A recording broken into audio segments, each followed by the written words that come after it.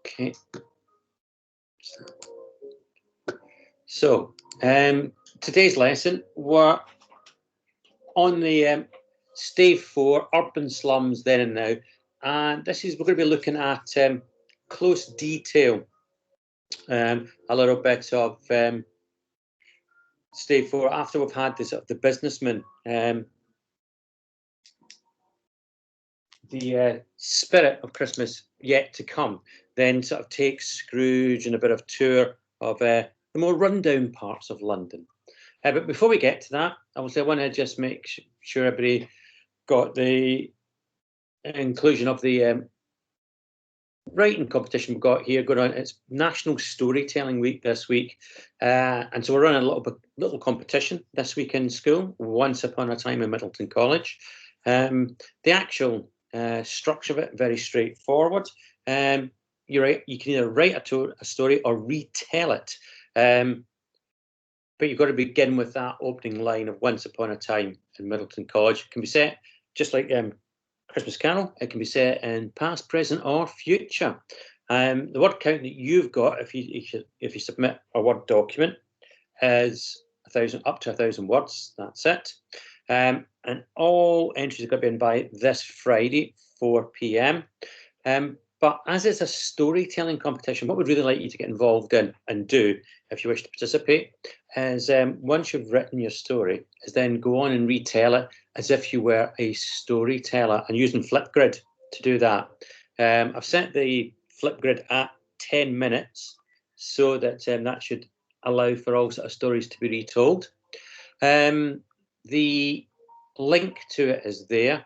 Also, you've all got your logons for Flipgrid now anyway, and so you can just sign in and then put in the join code, and that takes you straight to it.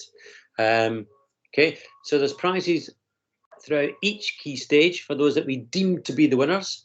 But it'd be good to see some of you get involved. It is voluntary, of course, but you know, it might be a little something that you might find a bit interesting to do, and it takes you away from, you know, just doing the sort of normal sort of tasks, assessments that you'll be getting in lessons a little bit just now, and allowing you to be a little bit creative, because it can go anywhere you want, that story. Okay, so to the task itself for today. Now, here you can see I've given you a little bit of representation of what some of the slums in London were like. And these are taken from original kind of etchings and books that were done, Christopher Mayhew's London Poor at that time, and also Gustave Doré did a lot of illustrations of London and the poor districts. And Dickens himself was involved in a couple of these ventures. He walked around with the authors, knew London well, and knew the districts well, and of course this all gave him material for a lot of his stories. Some of it does appear in Christmas Carol and others. So what you're going to be doing for me today, first part, you're going to be working on your own individually. Just going to take you to that extract there, as you can see. Just make it a bit, blow up a bit. There we go. So what you're going to focus on is this task here that we have here. So extract itself from Stave 4. Just going to read through that for you straight away. So that's then done. We've all done it collectively. So, and this is just shortly after he's been in the business quarter, and he's seen his house being robbed as well. And this is the next area that they arrive at. So they left the busy scene and went into an obscure part of town where Scrooge had never penetrated before. Although he recognised its situation and its bad repute, the ways were foul and narrow, the shops and houses wretched, the people half naked, drunken, slipshod, ugly. Alleys and archways, like so many cesspools, disgorged their offences of smell and dirt and life upon the straggling streets, and the whole quarter reeked with crime, with filth and misery. Far in this den of infamous resort, there was a low-browed, beetling shop below a penthouse roof, where iron, old rags, bottles, bones, and greasy offal were bought. Upon the floor within were piled up heaps of rusty nails, keys, nails, chains, hinges, files, scales, weights, and refuge iron of all kinds. Secrets that few would like to scrutinise were bred and hidden in mountains of unseemly rags masked of corrupted fat, and sepulchres of bones. Sitting in among the wares he dealt in by a charcoal stove made of old bricks was a grey-haired rascal, nearly 70 years of age, who had screened himself from the cold air without by a frowsy coupling of miscellaneous tartars hung upon a line, and smoked his pipe in all the luxury of calm retirement. Okay, now, obviously, I'm thinking the one kind of word that I'm thinking you might be unsure of would be, if I just do this, yeah, the sepulchres of bones. That is just really meaning that there are piles of bones here. If you think of sort of old charnel houses where basically bits of dismembered bodies and all that were all just chucked in together, and so you just get this sort of pile of bones sort of thing. Okay, that's what that is. Now, if we go to the actual tasks themselves, and I want you to do these on your OneNote. Obviously, some of it's more straightforward than others. First one there, it says for you to highlight, underline words and phrases which Dickens refers to the sense. So that's your 5 senses: taste, touch, smell, sight, sound. Okay, that you've got there. Lots and lots within both of these paragraphs. So highlight that, okay, circle it, whatever you want to do, just to draw your attention to the senses. And you might want to sort of differentiate between the senses too.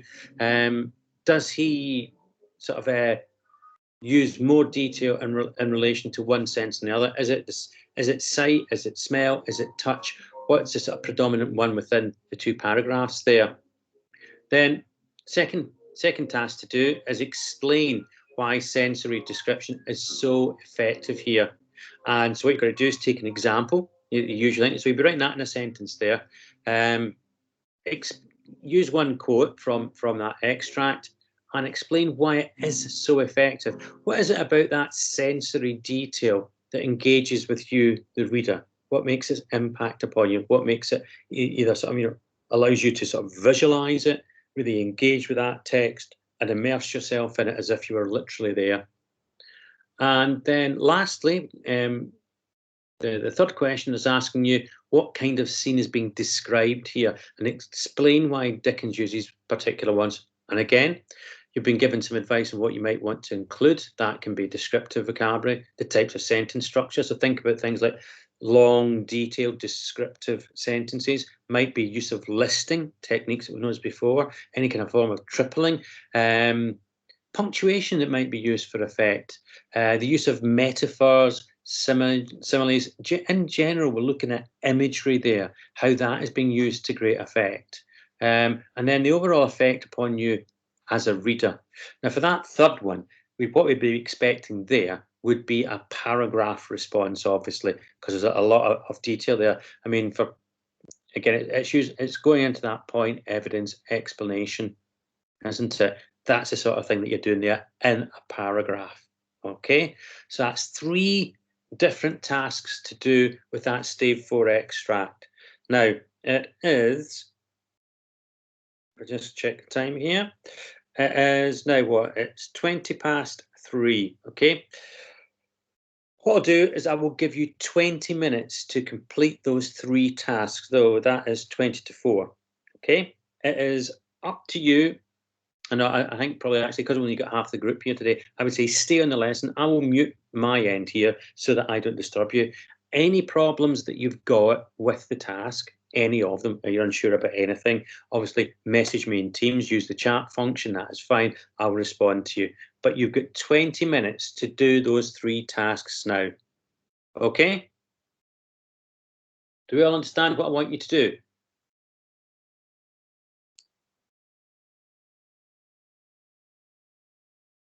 Silence.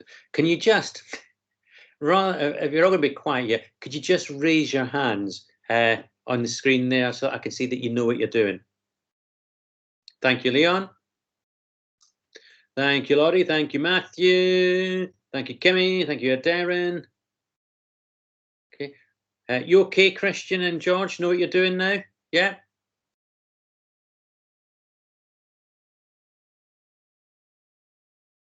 Okay, thanks, Lottie. Thank you, thank you, thank you. Okay, good. Right, so stay in the lesson and do those tasks. Okay, thank you.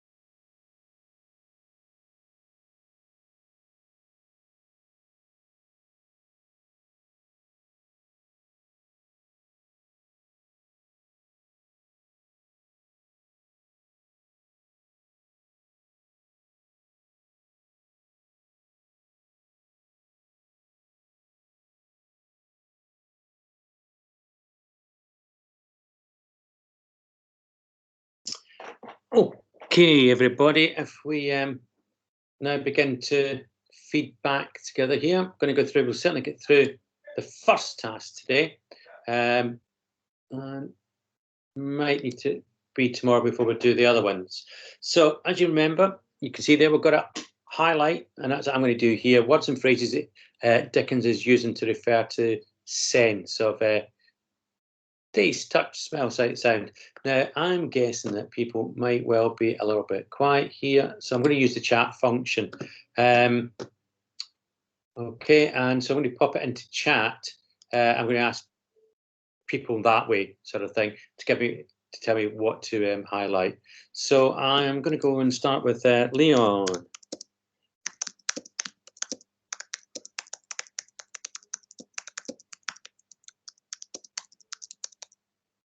So Liam, if you could tell me, just give me one thing back via chat that you highlighted for sensory detail, please.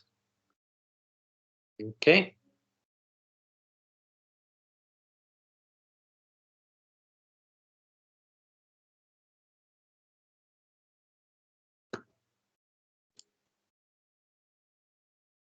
The ways were foul, yes. So, and again, what did I put? Yes, that's going to be a yellow one. That one really relates to a bit of sense of smell, I think we've got there, with the odour going on. Thank you very much.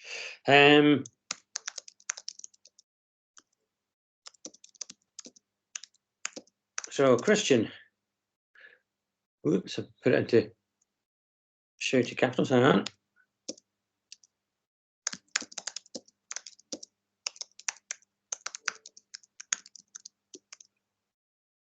So again, Christian, if you give me something that you've highlighted, please, for sensory detail, please. Thank you very much.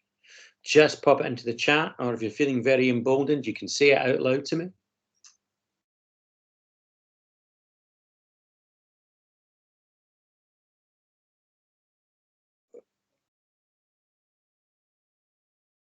Yeah, people half naked. Thank you very much. Now that very much is sight that we have here. So we've got people half naked. Thank you. Then moving on. Next up, I'm gonna ask. Who am I gonna ask?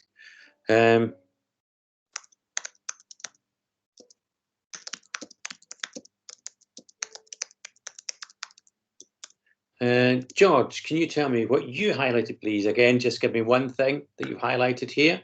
Thank you very much. Oh, quick on the keyboard there, George. Thank you.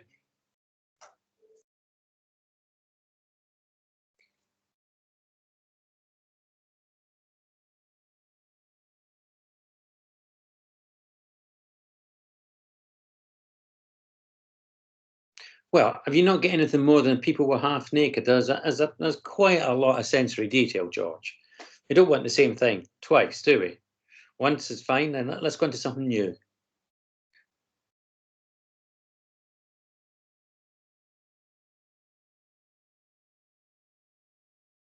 So I don't have anything else.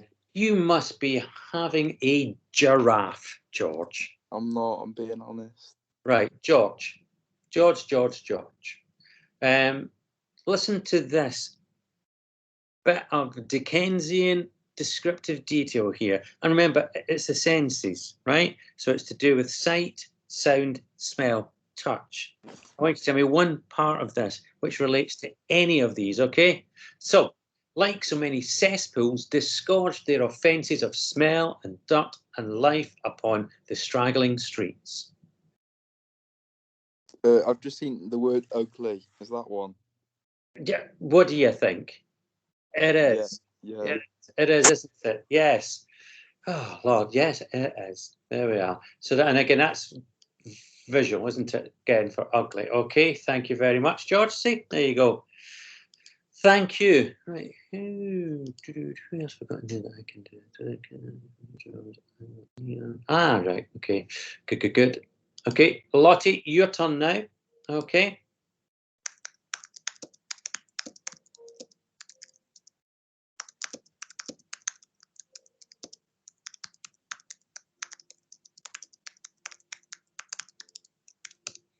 Okay, Lottie, so if you could let me know, what did you, it's going to be one thing that you've got highlighted here for sensory description, please.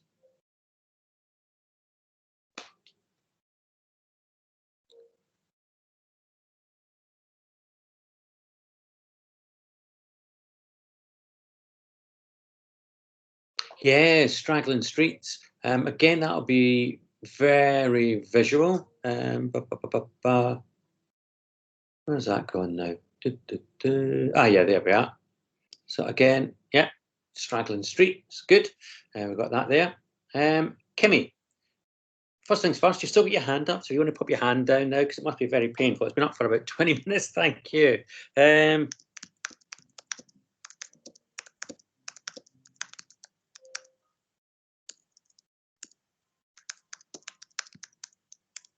Okay, again, if you want to give me a phrase that's been used there for sensory description, please.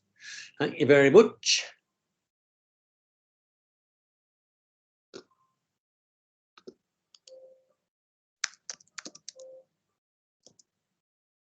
Oh, yeah.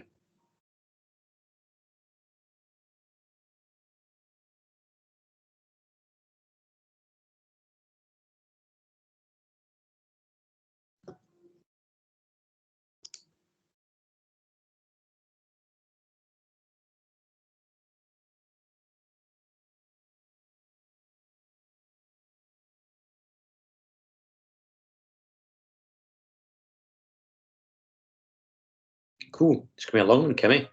Type, type, type, type, type.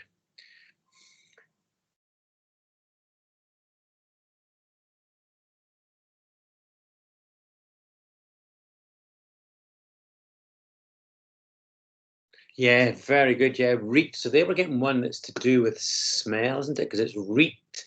So it reeked of crime with filth and misery. Yes. Good, good, good. Okay. So much more. Now, again, we can be thinking about it's a busy scene, so that's sensory, so that's visual, isn't it? So it's a lots of movement that we have here as well. We could have cesspools as well. That is going to be, if you haven't got that, that is going to be obviously smell and a bit of a stench there. And then we've got obviously the smell. Again, offences of the smell. So lots of sort of focus on smell and sight so far, nothing really to do with touch. Okay, now the floor is now open. I want you all, things that we haven't had so far coming through that I've highlighted. So really focusing on that second paragraph now, tell me what to highlight.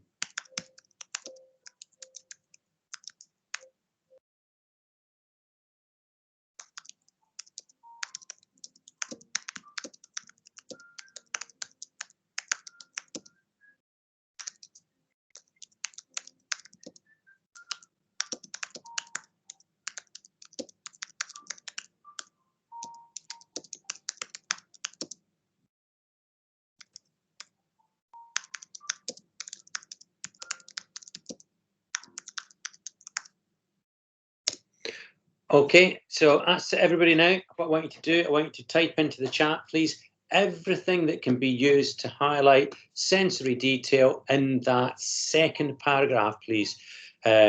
Just type your answers in, okay, into the chat. Thank you very much. And I will, as if by magic, annotate the screen in front of us. Thank you. Okay, and don't leave it to everybody else in the room to do. Put your own ideas down, please. Yeah.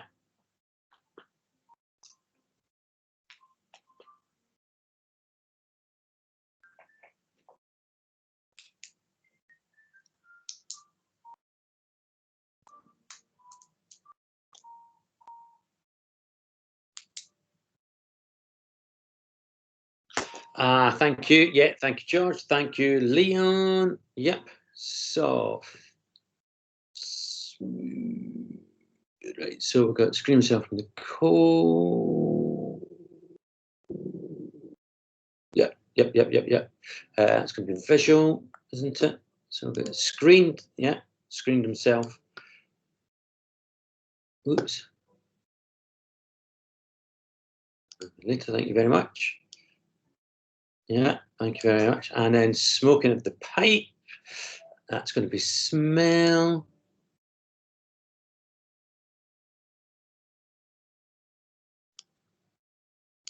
Yeah, okay. So far I've got two. Come on, everybody else. Don't be shy, don't hold back. Thank you, Leon and George. There are other things. Come on. Anything that you can, anything that relates to sight, smell, or touch. This is not difficult.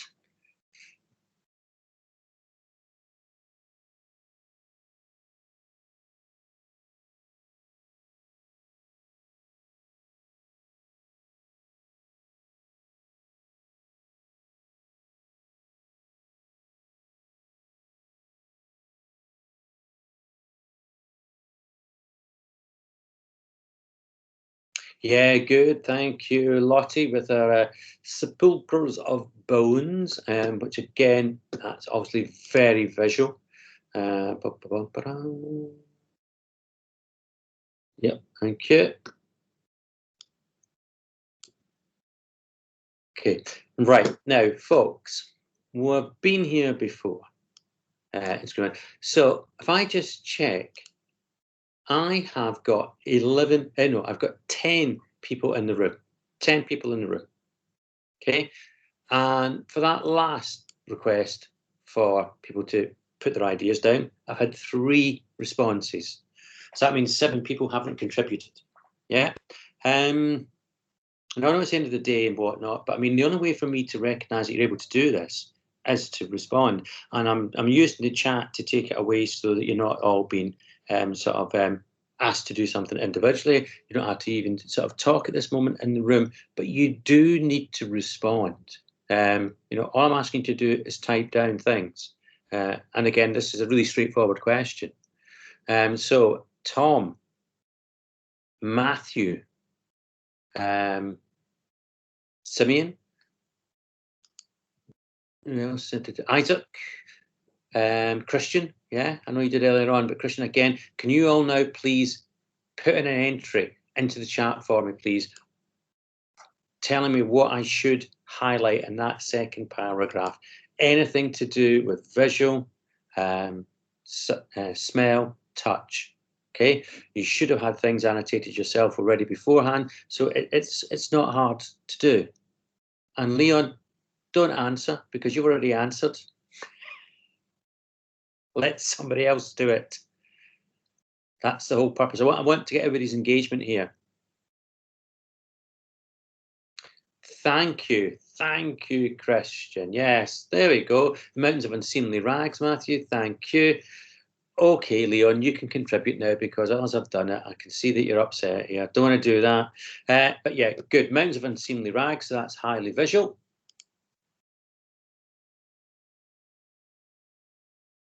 Good.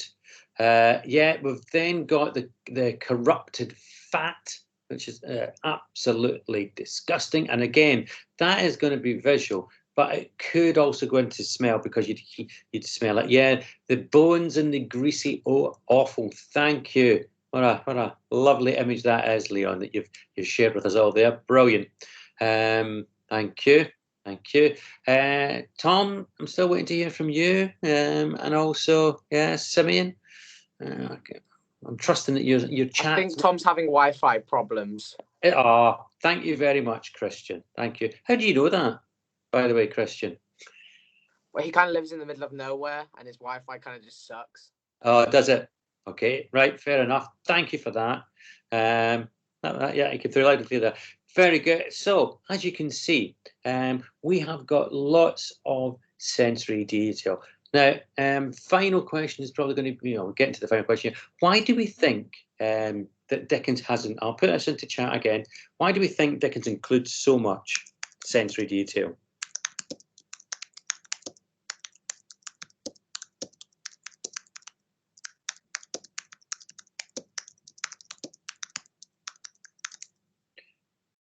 Okay, and that's, again, that question's open to everybody. I want you to sort of respond to that. Why do you think Dickens is put so much, sensory detail here into this description? What's its purpose?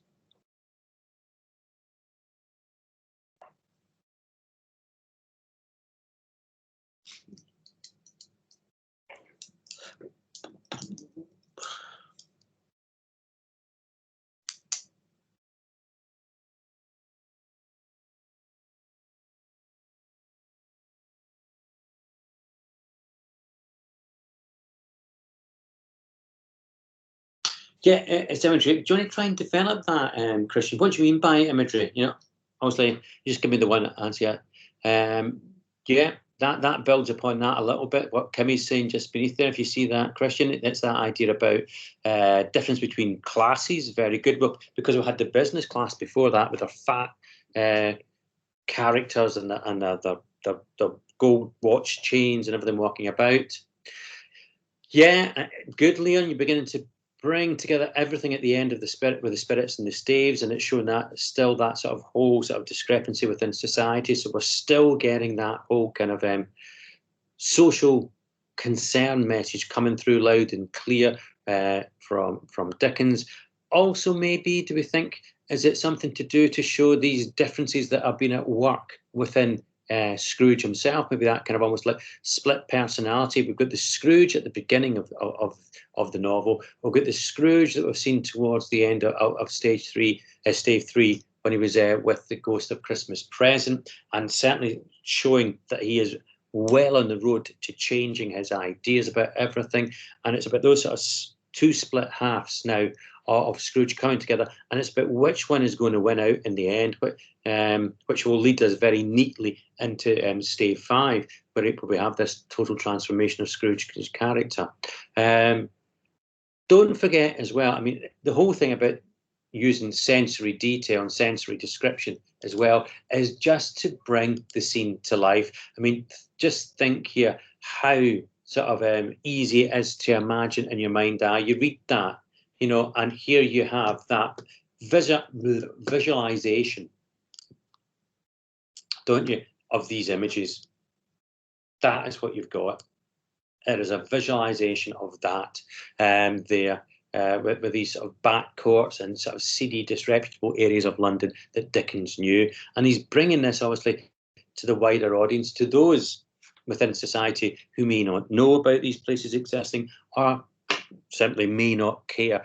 What he's trying to do is not just transform Scrooge here, but he's trying to transform Victorian society and saying, look, this exists alongside this excessive wealth, this immense wealth at the moment, and he's seeking to change here.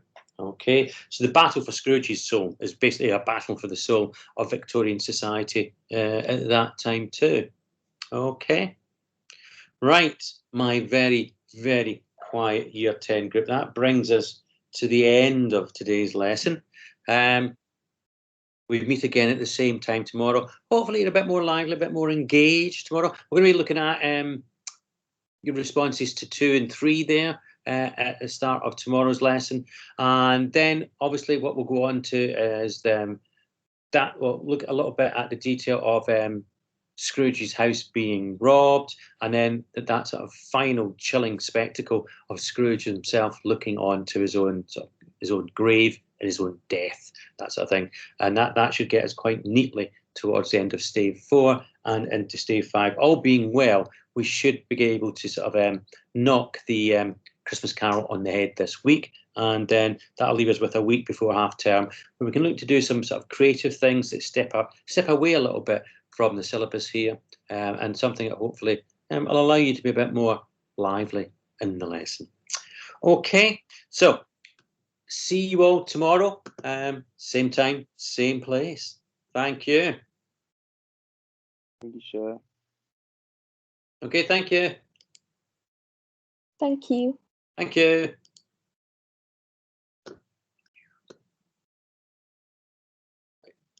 Cool.